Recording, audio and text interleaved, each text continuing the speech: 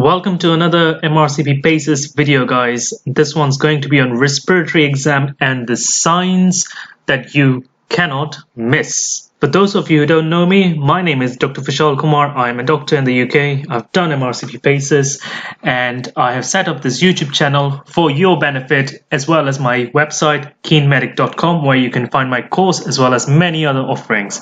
So let's get started. Before we delve into all the signs that I want to cover today, I just want to say that I will not be talking about all the common things that you will be able to find, okay? So things like the pneumonectomy scars will be very obvious to you, so I'm not going to be covering all of that.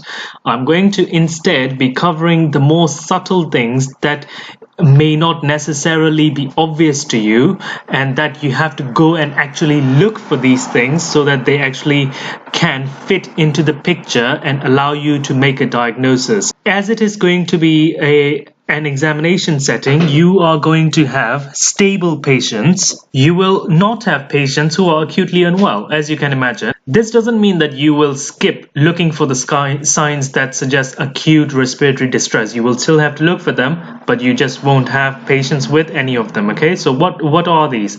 So this means that you won't have anyone with cyanosis, decompensated type 2 respiratory failure. So this would be suggested by encephalopathy or CO2, carbon dioxide retention flap, or asterixis as it is called, okay? Or evidence of fluid overload. Well, they shouldn't anyway. They may have signs of kind of chronic fluid overload, but not acute fluid overload, all right? So patients with these kind of things won't be in your exam. You will still have to look for these signs though. So what are the common paraphernalia, the apparatus, the objects around the patient themselves that you can commonly miss? That will point you in the right direction. So first and foremost are inhalers and peak flow meters. So these would be commonly associated with COPD and asthma. Next are sputum pods. They would be associated with anything that would produce sputum. So this would be COPD, bronchiectasis, and cystic fibrosis. Okay, now I just want to make a note. If it is COPD, then of course you may not have too many signs on the patient, but if it is something like cystic fibrosis, then you will have a lot of signs, okay? So you should look for evidence of things like Hickman lines or central catheters to give antibiotics, and these are commonly located on the chest. Next are ventilatory devices, CPAP or NIV. Now, commonly, these can be used for obstructive sleep apnea, COPD, or something neurological like motor neuron disease, okay? So if you find a ventilatory device next to a patient, that is a very big clue, okay? So look for these conditions, because even before you touch the patient, you will be along the right tracks of, what the patient might have. Even before you lay a finger, do any percussion, do any auscultation, anything like that, you will be along the right lines immediately, okay? So always look out for this. So now I want to talk about some conditions which you need to look out for that are directly relevant for your respiratory exam, okay? And with subtle signs that can be easily missed if you're not actively looking out for these. So first and foremost are deformities associated with rheumatoid arthritis, swan neck. So this is swan necking, okay, the top one. So what is swan neck deformity? So this looks like a swan's neck, if you can imagine, okay? So this is the swan's head, this is the swan's neck. So that's called the swan neck deformity. And this is the flexion at the distal interphalangeal joint and hyperextension at the proximal interphalangeal joint, okay? So that's what a swan neck deformity is. All these deformities, by the way, happen in chronic, poorly controlled rheumatoid arthritis. The next one is Boutonnière's deformity. So it's the opposite, okay? So it's the flexion at the proximal interphalangeal joint and extension at the distal interphalangeal joint. It's like the opposite of swan neck, all right? Okay, and lastly, it's ulnar deviation. So this is what ulnar deviation is, where you have deviation of the fingers towards the ulnar side. So this would be the radius and here is the ulnar. So it would be deviation towards the ulnar side. Okay, so that's what these are.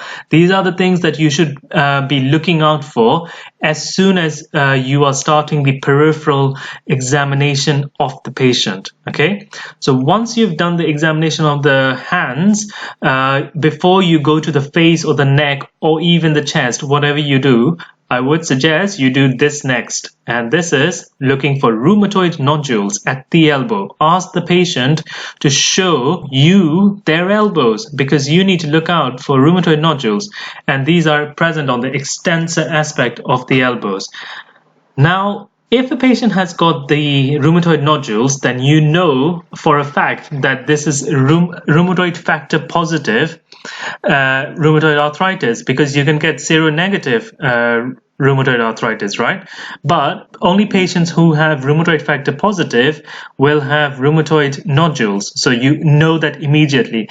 This is in case your examiners ask you whether this patient has rheumatoid factor positive or negative, all right? And when you auscultate, you will hear bibasal crepitations at the bases, okay? So that's for rheumatoid arthritis. Next, we want to talk about systemic sclerosis. This condition has got many signs, some of which we will talk about today.